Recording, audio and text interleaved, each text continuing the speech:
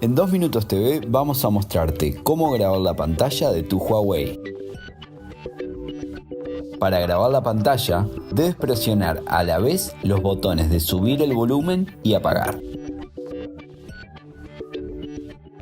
Al hacerlo, comienza una cuenta regresiva y luego, arriba a la izquierda, te muestra la grabación en curso y el tiempo transcurrido. En este ejemplo, vamos a una aplicación para modificar fotos.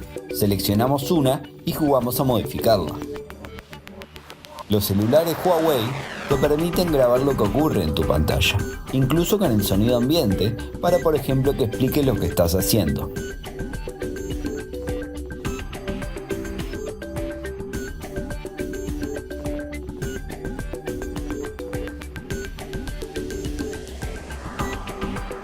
Para terminar la grabación, presionas detener arriba a la izquierda.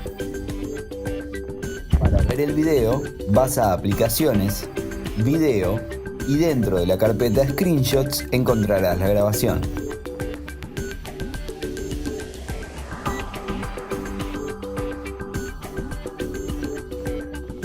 Como ves, te muestra paso a paso la grabación e incorpora un punto gris para que veas qué apretaste durante la misma.